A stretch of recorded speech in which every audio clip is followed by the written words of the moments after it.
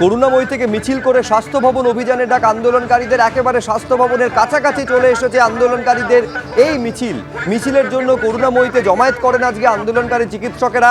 একাধিক সাধারণ নাগরিক, প্রচুর সাধারণ নাগরিকও এই মিছিলে পা মিলিয়েছেন। দিনে দুবার ব্যবহার করো স্টপেজ ক্রিম আর নিজেকে রাখো এভারগ্রিন কেয়ারশেক আরোমা থেরাপি স্টপেজ ক্রিম আর খুঁজে পাও নতুন আমিকে। গতকালই ডেডলাইনের পাল্টা ডেডলাইন দিয়েছেন জুনিয়র চিকিৎসকেরা এবং তারপর স্বাস্থ্য ভবন সাফাই অভিযানের কর্মসূচির ডাক দিয়েছেন তারা। জুনিয়র ডক্টরস ফ্রন্টের তরফে এই যে জুনিয়র ডাক্তারদের মিছিল একেবারে স্বাস্থ্য ভবনের কাছাকাছি চলে এসেছে।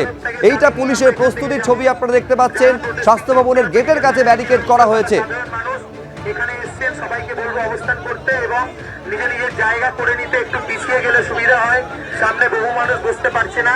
আপনারা একটু পিছিয়ে যান, সবাইকে বসার জায়গা করে দিন। দুটো এর মধ্যে যে বাইক আছে তার মধ্যে যে তিরপল আছে সেইগুলো একটু সামনে পেতে দিয়ে সবার বসার ব্যবস্থা করে দেওয়ার জন্য অনুরোধ করবো ভলেন্টিয়ারদের।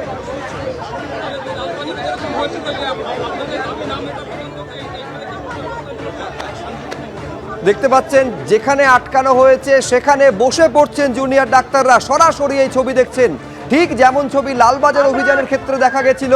যেখানে আটকানো হয়েছিল সেখানেই বসে পড়েছিলেন জুনিয়র ডাক্তাররা। এই স্বাস্থ্য ভবনের গেটের কাছে যখন তাদের ব্যারিকেড করে আটকানো হয়েছে এইখানেই বসে পড়েছেন জুনিয়র ডাক্তাররা। সেই আবেদনও একেবারে মাইকে সেই আবেদন করা হচ্ছে যে সেইখানে রাস্তার ওপরেই বসে পড়ছেন জুনিয়র ডাক্তাররা। সরাসরি এই ছবি। কলেজ থেকে আসি, প্রত্যেক কলেজ থেকে আমরা সামনের দিকে চলে আসি। ঝিলম করঞ্জাই আমাদের প্রতিনিধি এই মুহূর্তে সরাসরি রয়েছেন। ঝিলম, দেখতে পাচ্ছি যে একেবারে রাস্তার উপরে যেখানে আটকানো হয়েছে জুনিয়র ডাক্তারদের সেখানেই তারা বসে পড়ছেন। এবার শুনতে পাচ্ছ? WBJDF কলেজ থেকে রিপ্রেজেন্টেটিভ সামনে চলে আসি। খুব দ্রুত আমাদের একটা মিটিং করে প্রেসিং করতে হবে। সবাই আমরা সামনে চলে আসি। শুনতে পাচ্ছ? সবাইকে অনুরোধ, আপনারা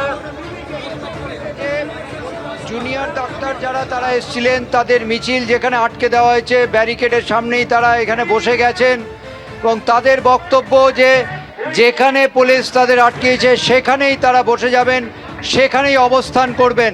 পুলিশের কর্তাদের সঙ্গে তাদের কথাবার্তা চলছে। তাদের বক্তব্য একটাই সুস্পষ্ট, তাদের 6টা দাবি আছে, 5টা পুরনো দাবি এবং একটি নতুন দাবি।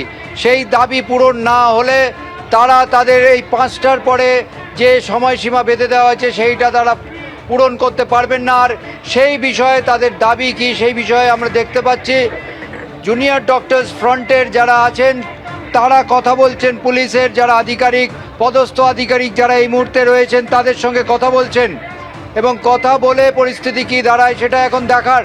তবে স্বাস্থ্য ভবনের তরফ থেকে স্পষ্টভাবে বলে দেওয়া হয়েছে যে জুনিয়র ডাক্তার যারা এসছেন তারা যদি কথা বলতে চান তাদের জন্যে দরজা খোলা আছে, তারা আলোচনা করতে প্রস্তুত।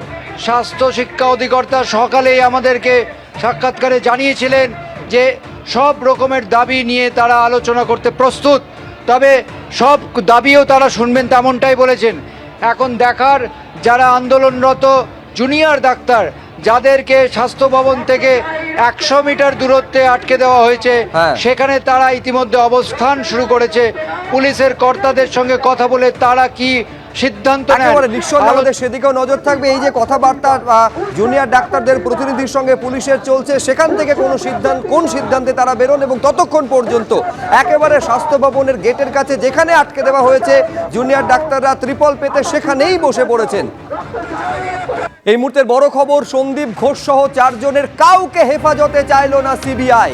23 তারিখ পর্যন্ত জেল হেফাজতে সন্দীপ ঘোষ। আরজিকর মেডিকেলে দুর্নীতি, 4 জনেরই জেল হেফাজতে নির্দেশ।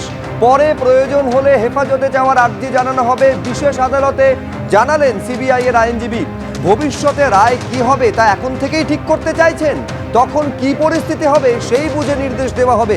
সিবিআই এর আইনজীবীকে কার্যত ভর্ৎসনা বিশেষ আদালতের বিচারকের। আর একবার বলবো এই মুহূর্তের বড় খবর, সন্দীপ ঘোষ সহ 4 জনেরই জেল হেফাজত। এই 4 জনের কাউকে নিজেদের হেফাজতে চাইলই না সিবিআই।